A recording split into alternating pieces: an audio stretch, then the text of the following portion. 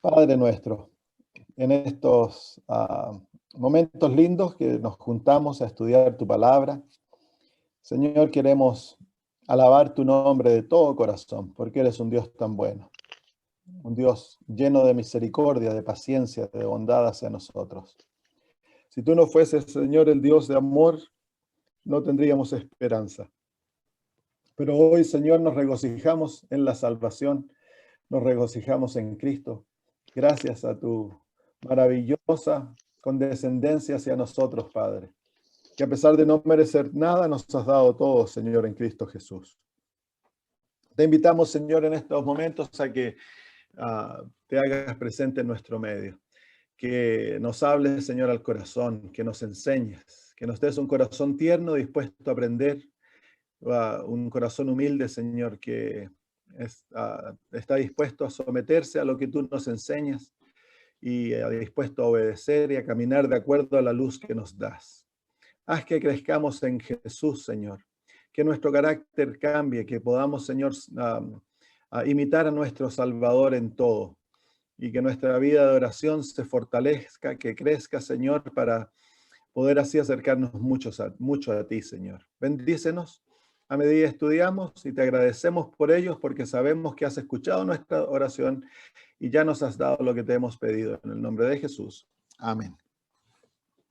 Muy bien, entonces estamos estudiando acerca de la fe, cómo la fe y la oración han de unirse juntos. Y la semana pasada definimos la fe y dimos algunas definiciones prácticas acerca de la fe para poder entender cómo la fe trabaja. A ver si nos acordamos de algunas definiciones de la fe. ¿Quién me puede decir de algunas de las definiciones? Ahora llegó la hora de la prueba.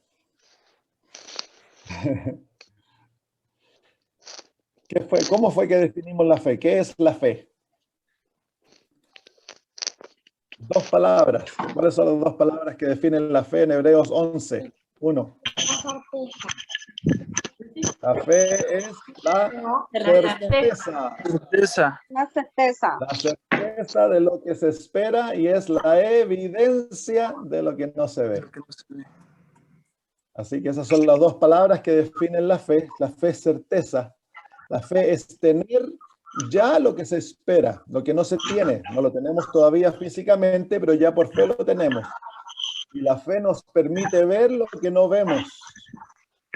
Es a través de la fe que hacemos la palabra de Dios una realidad en nuestra vida. La fe es el principio divino que nos capacita para hacer la palabra de Dios una realidad en nuestra vida. ¿Cuán esencial es la fe? Sin fe es imposible agradar a Dios.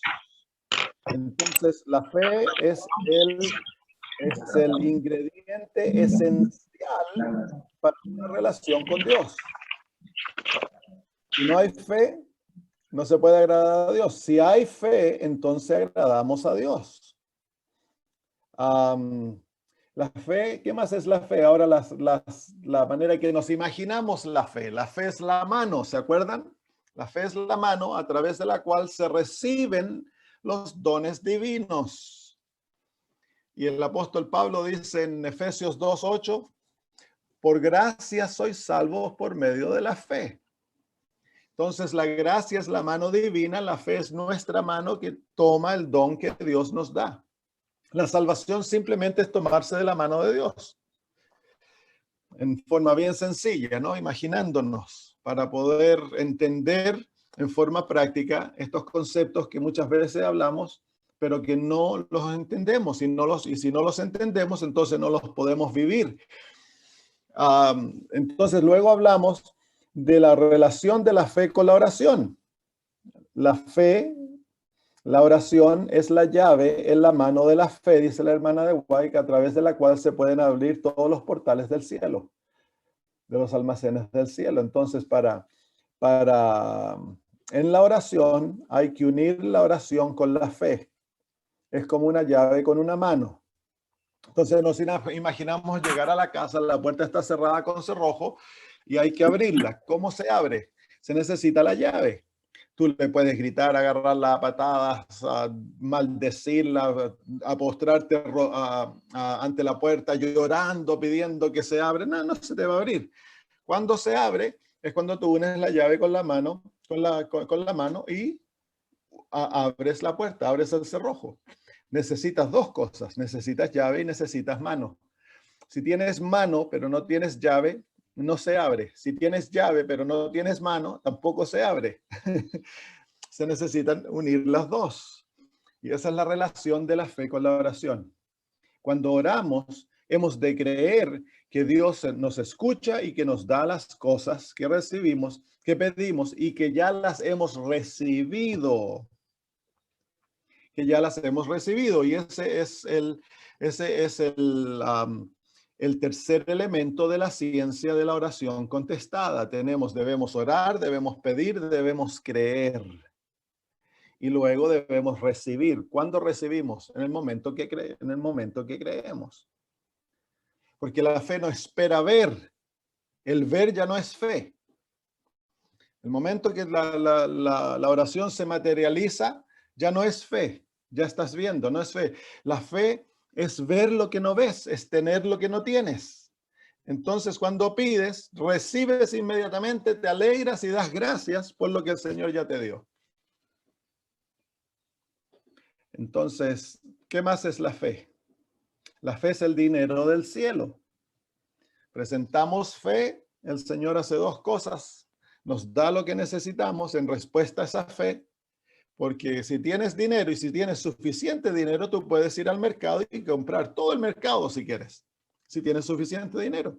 Una vez que tú tienes el dinero correcto, tú puedes comprar lo que quieras en el mercado, en forma física. Tú vas al supermercado, si tienes suficiente dinero, le puedes decir al dueño que le compras todo el mercado. Entonces, si no tienes el dinero correcto, no puedes comprar nada. Es lo mismo con la fe. Si en el cielo presentas obras, no hay respuesta. Si presentas duda, no hay respuesta. Si presentas, ¿cómo se llama? A presunción, no hay respuesta. Si te quejas, alegas, lloras, te reclamas, no hay respuesta. Lo que mueve el brazo de Dios es la fe. Entonces, cuando tú unes la fe con la oración y presentas las promesas ante Dios y te aferras a aquellas promesas creyendo que Dios te la va a dar, entonces el brazo de Dios se mueve, el brazo de la omnipotencia se mueve. Y cuando se usa eso, entonces no hay límite de lo que Dios nos puede dar. No hay límite para aquel que cree. Tristemente, yo pienso que como pueblo nosotros creemos poco. Y nos hemos limitado nosotros mismos a través de nuestra incredulidad a ver a Dios obrando por nosotros. Si nosotros creyésemos y obráramos de acuerdo a aquella fe, todo es posible para aquel que cree. Todo es posible. Se puede pedir que el sol se detenga y se detiene, pues. Se puede pedir que se abra el mar y el mar se abre. Los que no tienen hijos pueden tener hijos a los 100 años. Para Dios no hay nada difícil, nada difícil. Y el que cree en la palabra de Dios y obra de acuerdo a su voluntad, cuando caminamos con Dios en obediencia y sometidos a su voluntad y obramos de acuerdo a su voluntad, entonces una vez que tú aferras esa fe a la mano divina, para Dios, Dios puede obrar cualquier cosa por ti. Cualquier cosa por ti. Por eso nos ha dado tantas promesas, porque las promesas son la garantía de su voluntad. Entonces, también aprendimos que Dios nos ha dado ya a todos una porción de fe. Es mentira el decir que yo no tengo fe, porque Dios a todo ser humano le ha dado una porción de fe, porque la fe es esencial para vivir nuestra vida diaria. Tú no puedes vivir la vida física sin fe, la necesitas.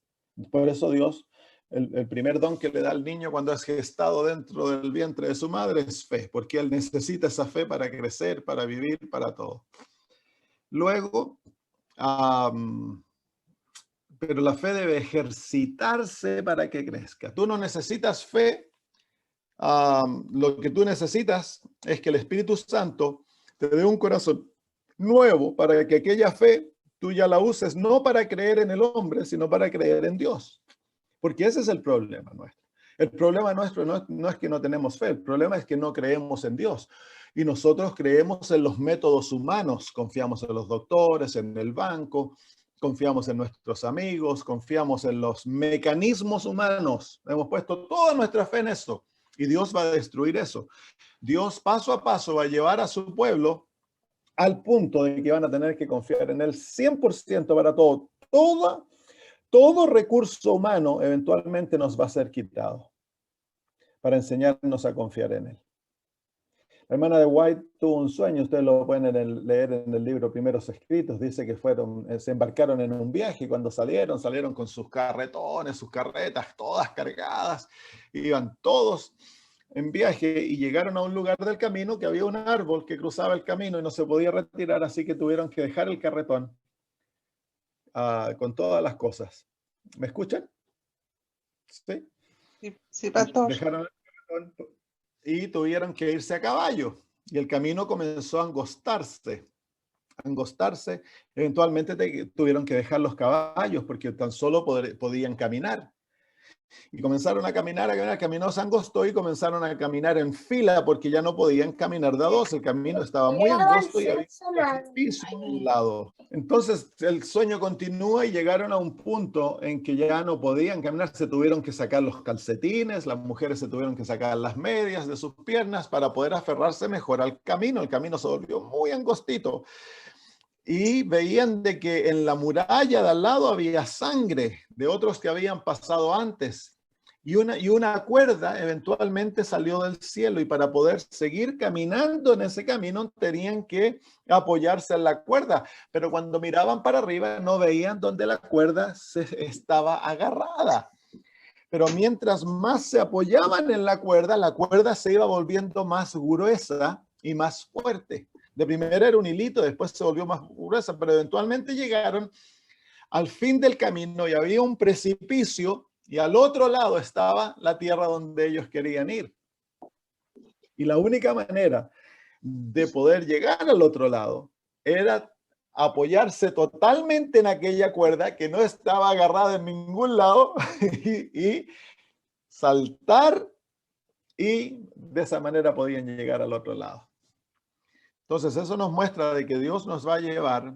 La última crisis está calculada para destruir en el pueblo de Dios la confianza que hemos puesto en el mundo. Porque nosotros tenemos demasiada confianza en el mundo. Entonces, la última crisis va a destruir aquella confianza. Todas nuestros ataduras que aún nos atan al mundo van a ser quemadas por la última crisis, está garantizado por eso. Entonces, Dios nos ha dado las sagradas escrituras porque dice que la fe viene por el oír y el oír por la palabra de Dios. Entonces, el propósito de la fe, de las sagradas escrituras es desarrollar nuestra fe a través nosotros. Al leer las sagradas escrituras vemos lo que Dios puede hacer por sus hijos. Y entonces, las sagradas escrituras es como el manual de la fe. Te enseña cómo usar la fe, cómo creer en Dios. Y cada historia de las Sagradas Escrituras tiene el propósito de fortalecer tu fe. Pero para que tu fe se fortalezca, tú tienes que practicar lo que aprendas en las Sagradas Escrituras. Si no practicas, es como el atleta que va a la universidad a aprender a ser atleta, pero nunca corre.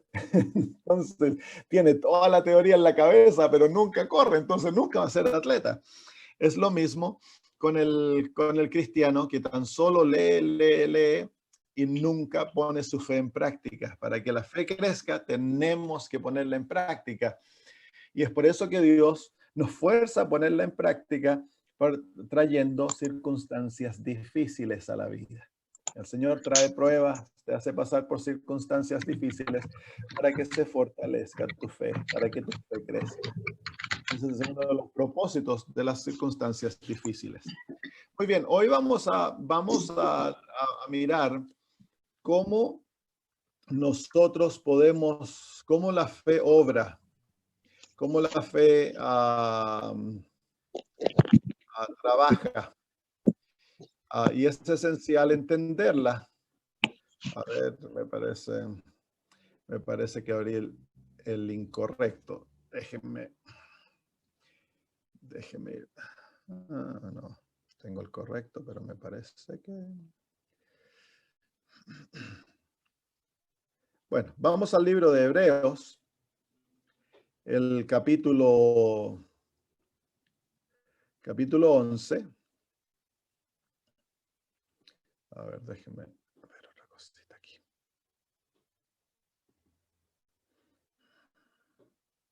Ahí es.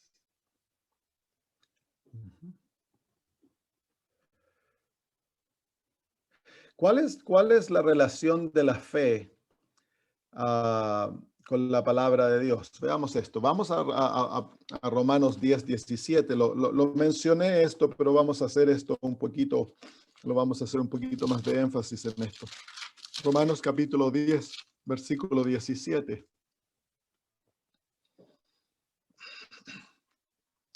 Romanos 10, 17. Dice, así que la fe es por el oír y el oír por la palabra de Dios.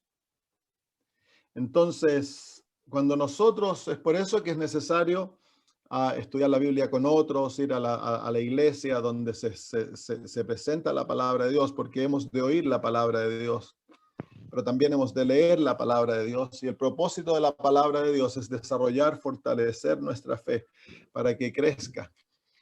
Si vamos al libro de Hebreos, la relación de la fe con la palabra de Dios. Entonces, la fe es fortalecida, arraigada, desarrollada a través de la palabra de Dios. Hebreos capítulo 11, versículo 3. Capítulo 11, versículo 3 del libro de Hebreos. Nos dice, por la fe entendemos haber sido constituido el universo por la palabra de Dios, de modo que lo que se ve fue hecho de lo que no se veía. Así que la fe, hay dos, la relación de la Biblia con la fe es un camino de dos vías. La Biblia fortalece la fe, le da poder a la fe. Y esa fe entonces ahora se usa para entender las Sagradas Escrituras, aferrarse a las Sagradas Escrituras y hacerla una realidad en nuestra vida. Entonces, esa es la relación de la fe con la Biblia. La Biblia fortalece la fe y la fe se apodera de las Sagradas Escrituras. Y a través de la fe entendemos las Sagradas Escrituras y las Sagradas Escrituras llegan a ser una realidad viva en nuestra vida.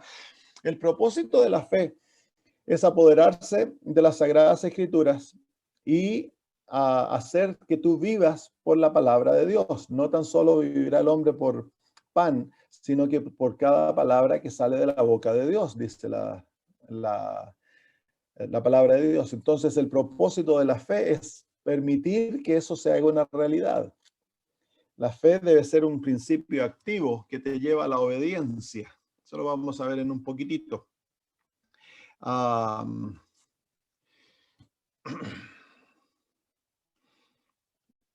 Vengan entonces a Hebreos capítulo 11 y versículo 6. El primer principio que hace de la fe un principio real. Para que la fe sea fe, tiene que tener tres ingredientes o tres realidades. Se deben manifestar en la experiencia de la fe para que la fe sea real, para que la fe sea verdadera fe. Hebreos capítulo 11 y versículo 6. Pero sin fe es imposible agradar a Dios, porque dice, porque el que se acerca a Dios, porque es necesario que el que se acerca a Dios crea que le hay o que existe y que es galardonador de los que le buscan. Entonces, el primer ingrediente de la fe, para que la fe sea fe y actúe y obre la obra que la fe debe realizar en nuestras vidas, lo primero que se debe hacer es que nosotros dejemos de creer. Ese es como que un vehículo que usted tiene que tiene tres cambios. Si el vehículo está en neutro, usted puede acelerarlo y el vehículo no va a ir a ningún lado, le puede gritar, le puede hacer tantas cosas al vehículo, pero mientras no ponga el vehículo en el primer cambio, el vehículo no se mueve. Es lo mismo con el cristiano que no cree. Para que el vehículo de la experiencia cristiana avance, nosotros debemos entrenarnos a creer implícitamente en la palabra de Dios. Creerla sin dudar. Es por eso de que las Sagradas Escrituras nos anima a creer. Para que el que cree, todo es posible. Mire, vengan a Marcos capítulo 5. Versículo 36. Marcos capítulo 5, versículo 36. Uno de los mensajes centrales de la vida de Cristo es creer en Dios. Dios no nos va a fallar, no debemos tener miedo de que Dios nos va a fallar, que no va a responder nuestras oraciones, que Él nos va, ¿cómo se llama?, a chasquear. No. Marcos capítulo 5, versículo 36 dice: pero Jesús, luego que oyó lo que decía, dijo al principal de la sinagoga: no temas, cree solamente. Mira, esto es cuando este hombre, ¿cómo se llama? El principal de la sinagoga viene a Jesús a pedirle que venga a sanar su hija que está al borde de la muerte. Y en el camino, Jesús avanza muy lento porque hay tanta gente que lo está alrededor de él, lo están tocando. Viene una mujer con un flujo de sangre, toca su vestido, Jesús se detiene. No hay apuro, Jesús nunca se apura, hermanos. Somos nosotros los apurados, no Dios. Dios nunca se apura.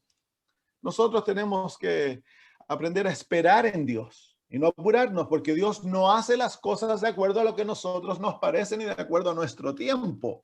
Dios obra de acuerdo a su gran sabiduría.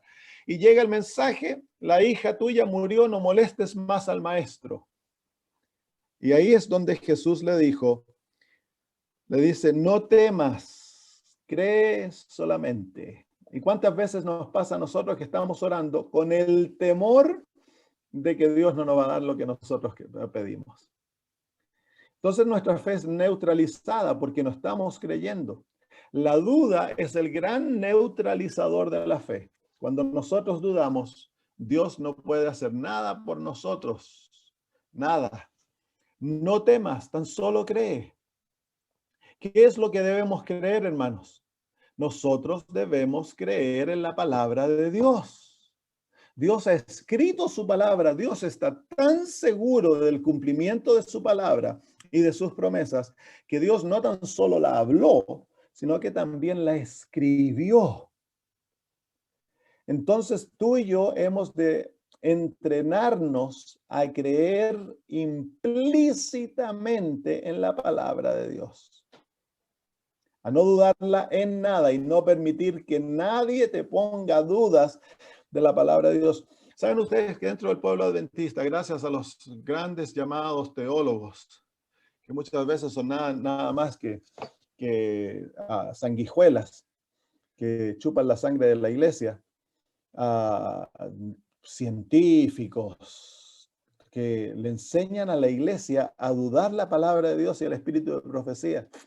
Aquí yo me acuerdo cuando fui al colegio de Avondale, había el profesor de ciencia que, ¿cómo se llama?, se deleitaba en enseñar de que el capítulos 1 al 3 de Génesis no eran literales. Y tenía él su manera de enseñar era de que la creación había sido a través de un proceso que se llama evolución teísta. Y que Dios creó al principio y que luego él ¿cómo se llama?, dejó que todo evolucionara. Que el mundo no es un mundo joven, sino que viejo. Imagínense a muchachos que están recién saliendo del colegio, que no tienen la capacidad, se sientan en el asiento de un hombre de ciencia, autoridad, con doctorado, y que comienza a enseñar esas cosas. Son dudas que nunca más a un muchacho se le escapan de la cabeza. Entonces salen los pastores a la iglesia, a ministrar a la iglesia, y ya esos pastores no tienen una certeza en las Sagradas Escrituras. Entonces ellos pasan la misma actitud a la iglesia. Y tenemos generaciones ahora que se deleitan en dudar lo que la palabra de Dios dice. Entonces somos un pueblo sin fe. Un pueblo que nos deleitamos en la duda. Dudamos lo que dice el espíritu de profecía. Escuchamos a pastores que no, que la hermana de White aquí, que allá, y expresando dudas, como que no hubiese sido inspirada, que ella contradice lo que dice la Biblia. Entonces ahora, ¿qué nos trae? Hay generaciones que no creen en Elena de White. En Europa, la mayor parte de la iglesia europea no cree en Elena de White, gracias a las actividades de la duda. La duda es una semilla que tú la dejas, va a destruir tu experiencia cristiana totalmente. La duda no puede existir en el corazón de un cristiano. Entonces, ¿cómo? Vengan, veamos algunos versículos que nos muestran esto claramente. Marcos capítulo 11, versículo 24. Esta historia es bien confrontante, porque es la historia perdón, no es Marcos 11, es 9, capítulo 9, no 11, capítulo 9, versículo 24. Versículo 23, perdón, dice, Jesús le dijo, si puedes creer, al que cree, todo le es posible. Pero miren el contexto. Dice en el versículo 21, dice, Jesús preguntó al Padre, ¿cuánto tiempo hace que le sucede esto? Y él dijo, desde niño. Este es el niño que sufre está endemoniado, y el padre trae al niño para que los apóstoles lo puedan ayudar, y los apóstoles no le pueden sacar el demonio. Jesús baja del monte, se encuentra con este problema y le pregunta al padre cuánto tiempo que esto ocurre. Le dice, desde el niño. Y mire lo que dice ahora el padre, y muchas veces le echan el fuego y en el agua para matarle. Mire ahora lo que el padre dice, pero si puedes hacer algo. ¿Se notan esas que hay una duda ahí? Si puedes hacer algo, ten misericordia de nosotros y ayúdanos. Y Jesús no hace nada. Jesús no puede hacer nada. Este padre se encuentra en la presencia del Dios omnipotente, para el cual nada es difícil. Y Jesús no puede hacer nada. ¿Por qué no puede hacer nada? Porque este padre está dudando de que Jesús puede hacer algo. Si puedes hacer algo. A veces yo escucho en las oraciones de los hermanos, oh Dios, si fuera posible para ti. No, Dios no va a hacer nada en esa oración. Nuestras oraciones deben expresar fe, no deben expresar dudas. Si tú expresas duda, la oración no vas a recibir nada, absolutamente nada. Entonces Jesús le responde al Padre, si puedes creer, todo es posible para el que cree. Y miren ahora la respuesta del padre. El padre se da cuenta y dice, e inmediatamente el padre del muchacho clamó y dijo, creo, ayuda mi incredulidad. ¿Y qué pasa en ese momento cuando el padre dice, yo creo, pero tengo problemas de creer, ayúdenme por favor? Inmediatamente el Señor sanó al niño. Una fe débil es fe, y ya eso mueve el brazo de Dios. El problema es la duda, la incredulidad, y somos nosotros un pueblo incrédulo, hermanos. Cuando yo comencé a vivir por fe, ¿cuánta gente me acusó de ser presunción? Porque esperaba mucho de Dios, porque creía que Dios podía pagar las deudas del centro, porque creí que Dios nos podía dar un centro de salud, aviones, que podíamos hacer todo sin dinero. Y me acusaban los pastores, el presidente de la conferencia, yo era miembro del comité ejecutivo de la conferencia, me decían que eso era para los países del tercer mundo, no para Australia. Porque somos un pueblo incrédulo. Tenemos más confianza en la ciencia, en los hombres de conocimiento, que en la palabra de Dios.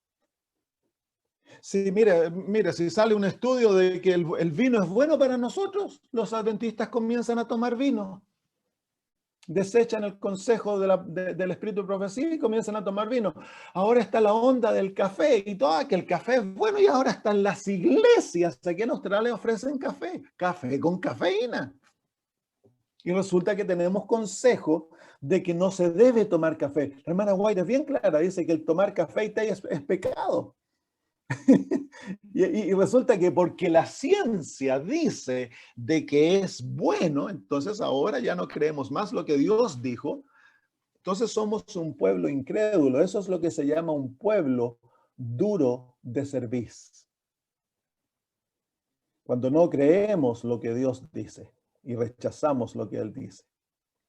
Entonces es esencial, hermanos, que nosotros nos acostumbremos, nos entrenemos a tomarnos plenamente de la palabra de Dios y creerla implícitamente. Lo que Dios dice, yo no lo entiendo, si no lo entiendo no importa, pero lo creo, escojo creerlo. Vengan a Santiago capítulo 1. Santiago capítulo 1, versículos 5 al 7. Santiago capítulo 1, versículos 5 al 7. Dice, si alguno de vosotros tiene falta de sabiduría, pídala a Dios, el cual da a todos abundantemente y sin reproche, y les será dada. Así que aquí se encuentra el principio pedid y se os dará, aplicado a la necesidad de sabiduría. Y se nos muestra que cuando Dios da, Él da abundantemente. Más abundante de lo que podamos pedir, pensar, imaginar o creer. Dios siempre sobrepasa lo que nosotros pedimos. Y luego dice, pero pida con fe. Aquí viene lo que estamos aprendiendo. No dudando en nada. Porque el que duda es semejante a la onda del mar que es arrastrada por el viento y echada de una parte a otra. Versículo 7. No piense pues quien tal haga que recibirá cosa alguna del Señor. Entonces la duda, hermanos, es el gran neutralizador del poder de Dios. Cuando nosotros dudamos, Dios no puede hacer nada por nosotros. Por eso dice Jesús, sea hecho de acuerdo a vuestra fe. Y ese es un principio divino. Es de acuerdo a nuestra fe que nosotros recibimos. Si no tienes fe, no recibes nada. Si dudas, nada. Si tienes poquita fe, poquito. Si tienes mucha fe, grande. Es de acuerdo a nuestra fe, de acuerdo a lo que tú crees que Dios va a hacer por ti.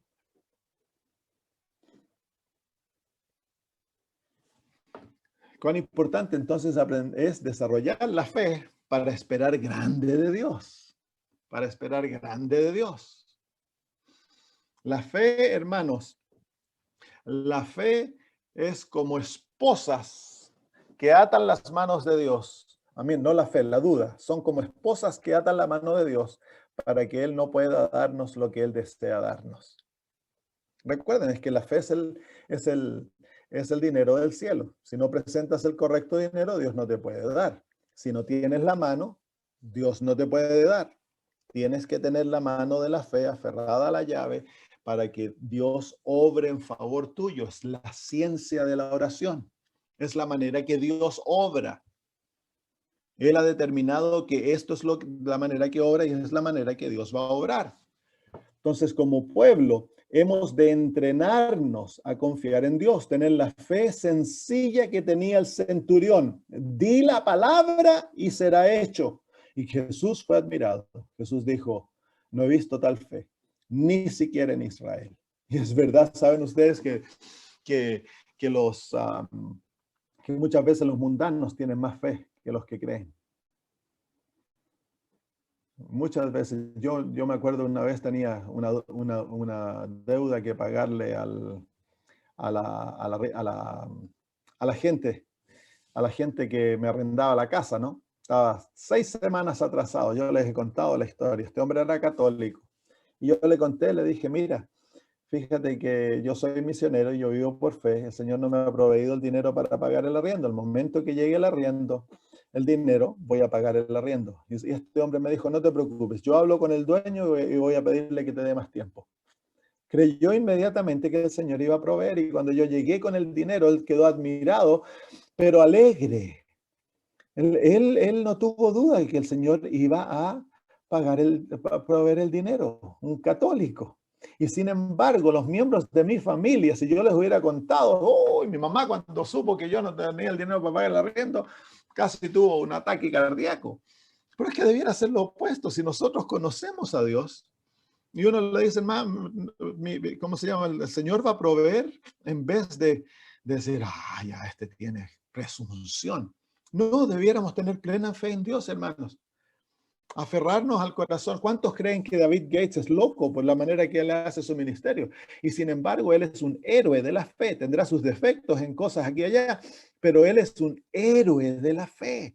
Es el ministerio más grande en la historia de la iglesia adventista, hecho a través de un hombre que nunca tiene un centavo. Tiene más de 40 aviones volando en Sudamérica y en Centroamérica. Tiene escuelas, tiene televisión por todas partes del mundo, y lo hizo sin dinero. Compró un canal de televisión, 1.5 millones de dólares en Bolivia, sin tener un centavo. Entonces, un héroe de la fe. Pero ¿qué pasa? Nosotros vamos y lo miramos con ojos raros. En vez de hacer eso, nosotros debemos orar por esos hombres, que el Señor los mantenga fieles a su llamado. Y son hombres como los que leemos en las Sagradas Escrituras. Sin embargo, son como se llama, ejemplos presentes. Y si tú y yo nos entrenamos a creer en Dios y en su palabra y a confiar en su palabra, vamos a tener la misma experiencia. Dios no tiene favoritos. Los que practican la ciencia van a tener los mismos resultados. Amén. No, es que la obra que está haciendo él de traer miles y miles de almas al reino de Dios es la obra de Dios. Esa no es obra de Satanás. A través de sus canales se predica el mensaje adventista. Ahora, él tristemente ha hecho conclusiones equivocadas, y eso no cerramos los ojos por lo bueno que hace. Yo lo he confrontado a él, pero la obra que él ha hecho, hemos de reconocer de que es una obra maravillosa, que Dios ha bendecido grandemente. Está perfecto, yo entiendo esa parte. Hermano, cuando vemos a los héroes de la fe de las Sagradas Escrituras, te vas a dar cuenta que todos los héroes de la fe cometieron grandes errores y Dios nos los rechazó. Entonces, nosotros debemos discernir, y en aquellas cosas que David ha cometido errores, no se lo acepta, pero ha de ser reconocido en lo que Dios lo está usando para hacer una obra que nadie ha hecho dentro del pueblo adventista, una obra de fe maravillosa, hermano. La verdad es esta, hermano, de que no hay ningún pastor que exprese la verdad 100% sin algo que no esté equivocado. Somos todos seres humanos. Por eso que nosotros lo que debemos hacer no es seguir al hombre. Tú escuchas al pastor Braga, se compara lo que él dice con las Sagradas Escrituras. Si yo no estoy de acuerdo con las Sagradas Escrituras, se rechaza la parte equivocada que el pastor Braga enseña. Pero se ve la intención del corazón, el amor que el hombre tiene a Dios, el amor que tiene por la obra y por la iglesia. Entonces no se rechaza al hombre, porque el hombre no está en pecado.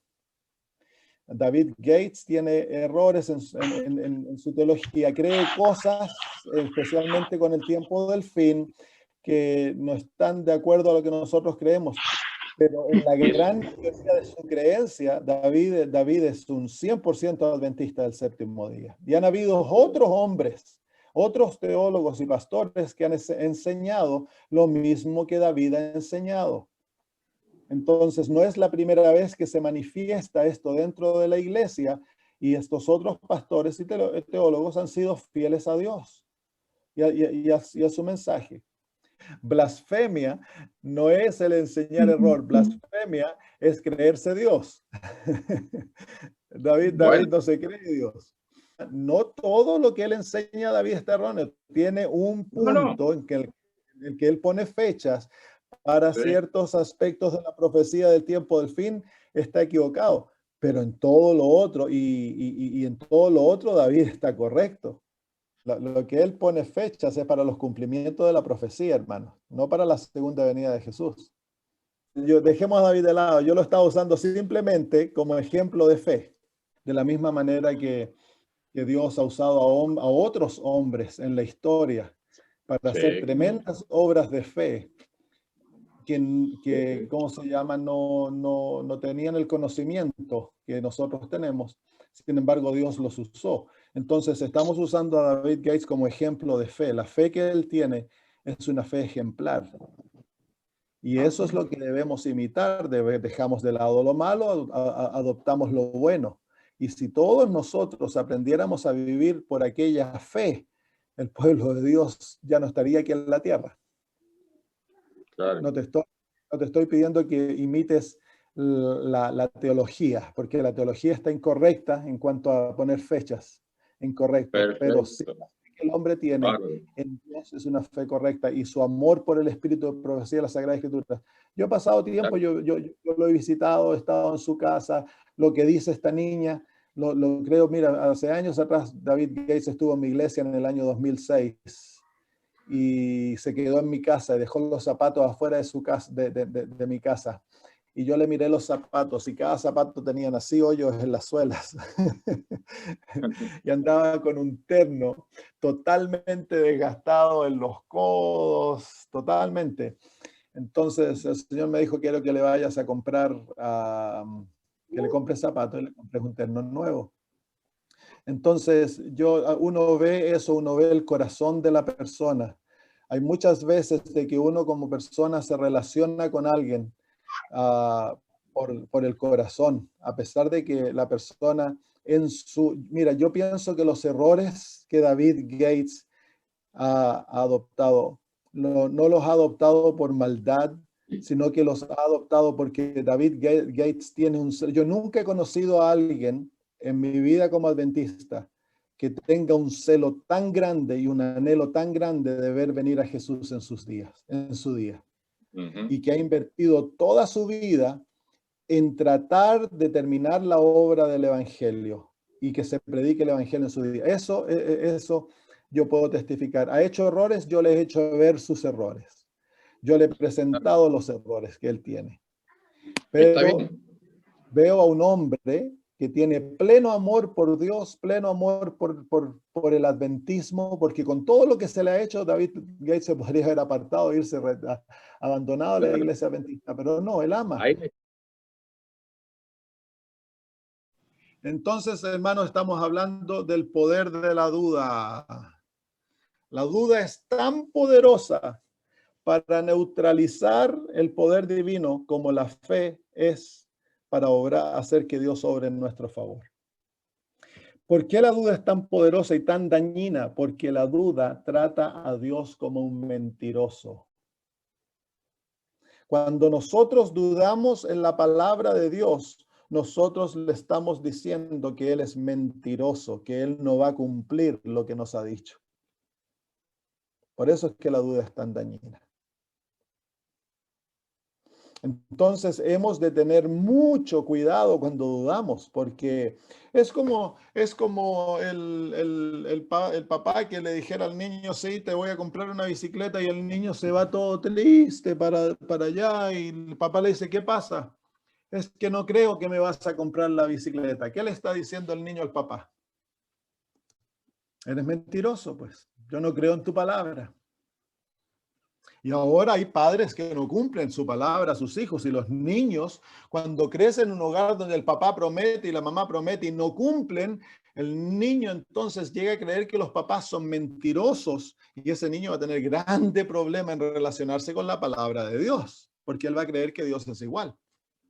Pero Dios no es así. Dios no es hombre para que se arrepienta, ni hombre para que mienta. Lo que sale de su boca se cumple y va a cumplir lo que Dios envió su palabra para que se cumpla. El cielo y la tierra pasarán, pero mi palabra no pasarán. Es imposible que Dios mienta. Imposible, hermanos. Entonces hemos de tener plena confianza, plena certeza en la palabra de Dios. Muy bien, me parece que ya se nos pasó el tiempo. ¿Hay alguna pregunta? Ese es el primer elemento. Tan solo hablamos del primer cambio para que la fe camine. Para que la fe camine hay que poner el primer cambio. Y el primer cambio es creer de lo que Dios nos dice es verdad y que Él va a cumplir su palabra. Quedan 2 cambios más. Lo vamos a ver la próxima semana. ¿Hay alguna pregunta, hermanos? En la vida cristiana, todo es un don de Dios. Nosotros no traemos nada a la vida cristiana. Somos pobres, somos miserables, somos ciegos, somos desnudos, no tenemos nada que ofrecerle. Por eso la vida cristiana comienza cuando nosotros recibimos la bendición de la pobreza. Benditos los pobres en espíritu. Cuando nosotros aceptamos nuestra pobreza y dejamos de tratar de ofrecerle a Dios algo, porque ni siquiera nosotros podemos darle nuestro corazón. Dios tiene que tomar nuestro corazón, porque nosotros somos incapaces de darle el corazón. Nosotros no podemos darle a Dios nada. Hemos de recibir todo de Él. Pero una vez que recibimos de Él, ahora entonces Dios nos ha capacitado para cooperar con Él, como que fuera nuestro. Entonces, la hermana de White lo dice así, que hemos de cooperar con Dios, como que la salvación dependiera de nuestras obras, pero con la plena conciencia de que todo depende en Dios. Entonces, es una cooperación maravillosa entre lo divino y lo humano, en lo cual nosotros tenemos plena conciencia que no le otorgamos nada a Dios, que lo tomamos todo de Él, pero una vez que tenemos de Él, entonces ahora hemos de cooperar con Él con todas nuestras fuerzas. Y la hermana de White dice que Dios obra en el plan de la multiplicación mientras nosotros obramos en el plan de la suma. Entonces, mientras Dios multiplica, nosotros sumamos. Lo que nosotros podemos cooperar con Dios es muy poquito por nuestra incapacidad. Dios hace lo imposible mientras nos deja a nosotros hacer lo posible. Dios nunca va a hacer lo que nosotros estamos capacitados para hacer, pero lo que nosotros estamos capacitados para hacer es poquitito, va creciendo a medida que crecemos en la vida cristiana. Entonces, la vida de fe, tú tomas de Cristo la fe y estás en plena conciencia de que es un don divino, pero la usas como que fuera tuya.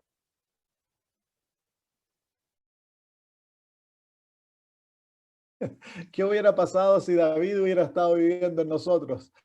¿Cómo habríamos reaccionado al rey David después de que cometió adulterio? Hizo tremendos errores. O Abraham, cuando salió con otra mujer y salió con hijo con otra mujer que se casó. Todos los héroes bíblicos han cometido grandes errores. Tenemos que, ¿cómo se llama? Aceptar lo bueno, rechazar lo malo.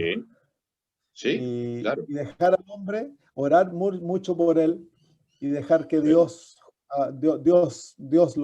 lo guíe. Porque si Dios, David Gates ama a Dios de todo corazón, Dios va a usar métodos para corregirlo. Si tiene que sacarle su ministerio, si tiene que quitarle todo lo que ha tenido para humillarlo y hacer que aprenda, Dios lo va a hacer.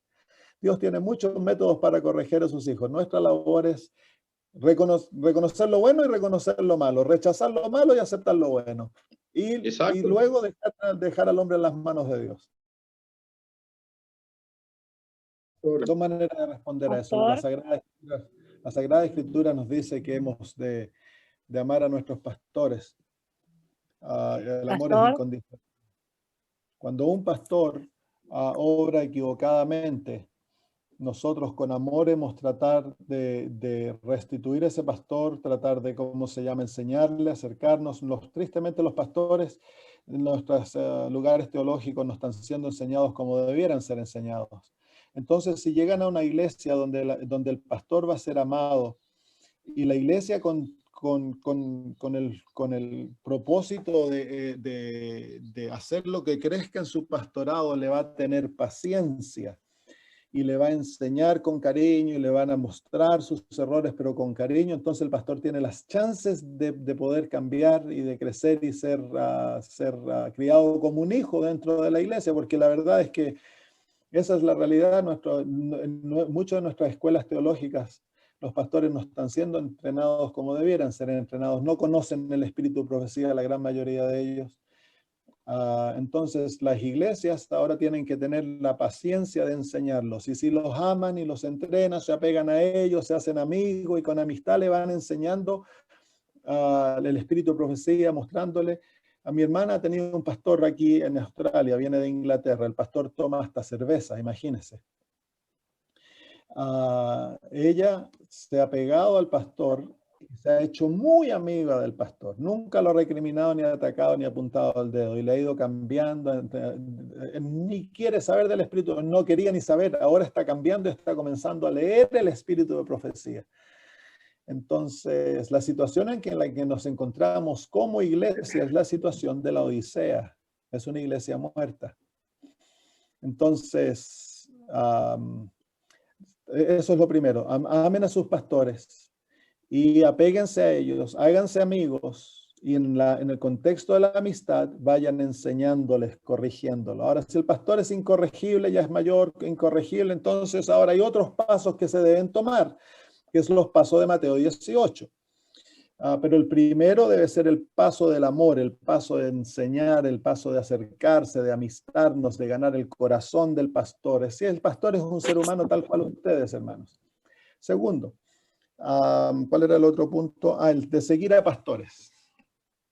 El seguir a pastores es peligroso, porque todo pastor es un ser humano, y tarde o temprano hubo un tiempo que el pastor Doug Batchelor comenzó a enseñar también las teorías de David Gates. Antes que David Gates comenzara, él comenzó a enseñar las fechas, que el 1260 años, que el 1335, que el 1290, era todo en el futuro.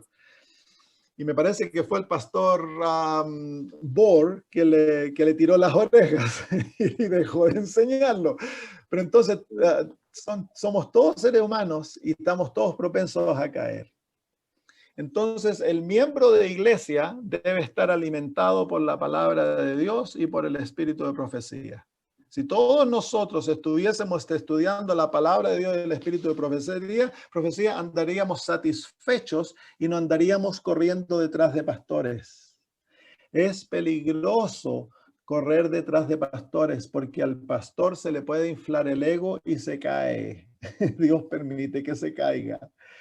Entonces, todos nosotros, hermanos míos, no vayan a la iglesia esperando de que el pastor los alimente. Ustedes ya vayan alimentados a la iglesia, anden gorditos de la palabra de Dios, entonces no van a andar sedientos ni hambrientos que el pastor les dé.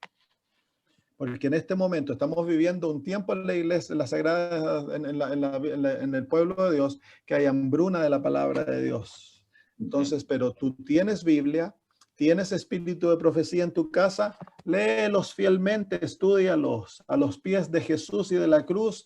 Estudia por ti mismo la Biblia y el espíritu de profecía, y no vas a poder errar y no vas a estar esperando que el pastor te alimente.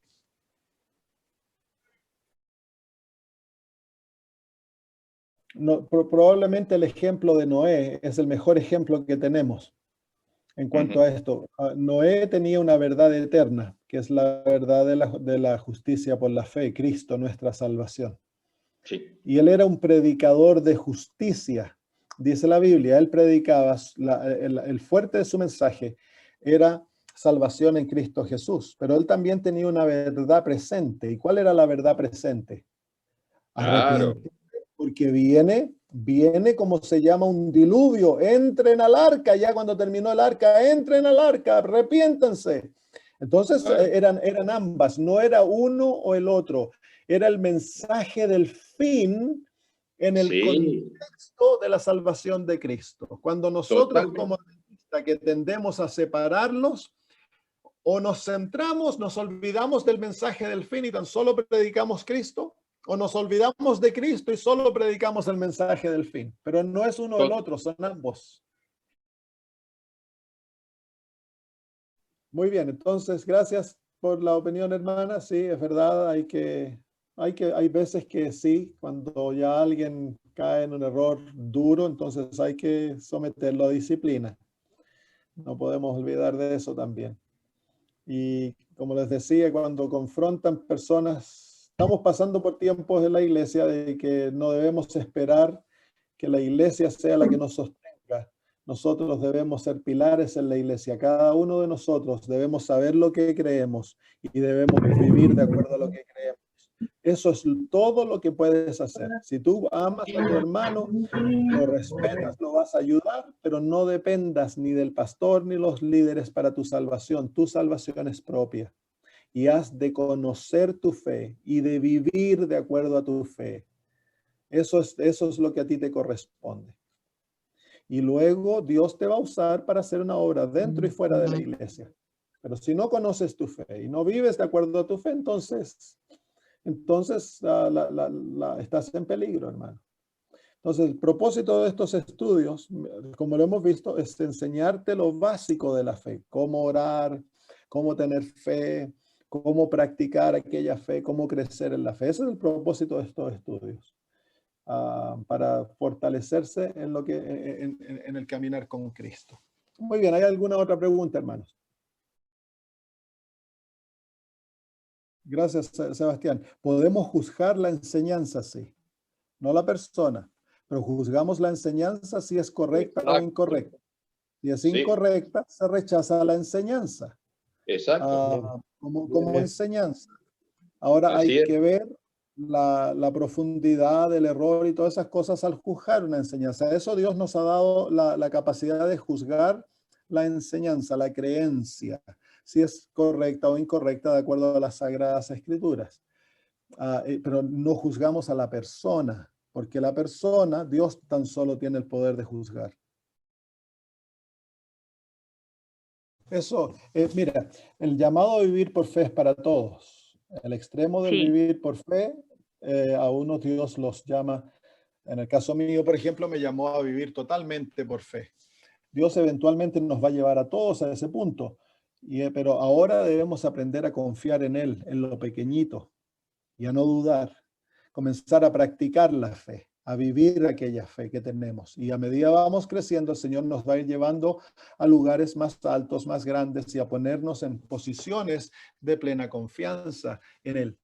Pero, y si no ocurre, las circunstancias que nos están rodeando nos van a forzar a hacer aquello y van a haber muchos que no van a poder, van a perder su conexión con Dios porque nunca han practicado la fe como debiera practicarse.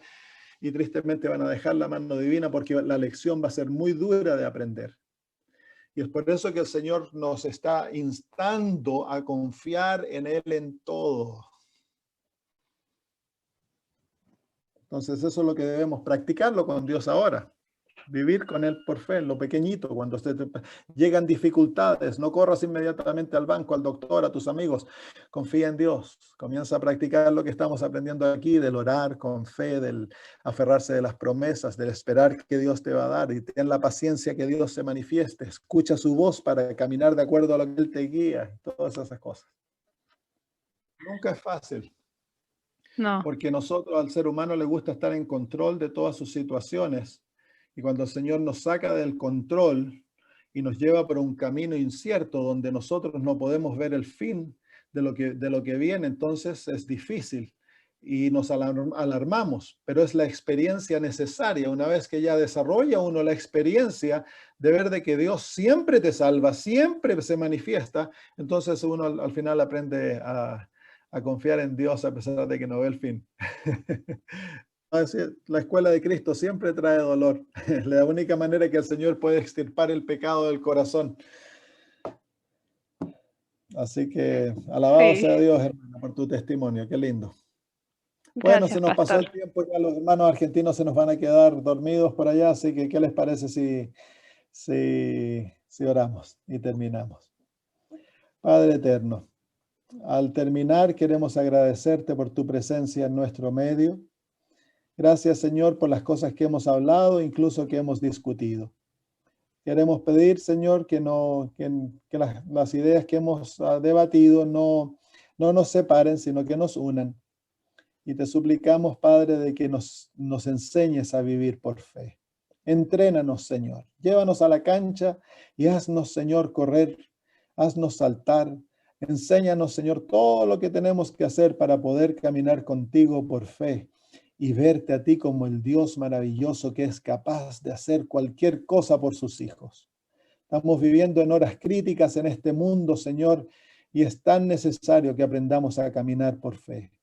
Te damos gracias, Señor, porque has escuchado nuestra oración y yo sé que a todo aquel que está dispuesto, Señor, tú le enseñarás. Gracias, Padre, en el nombre de Jesús. Amén.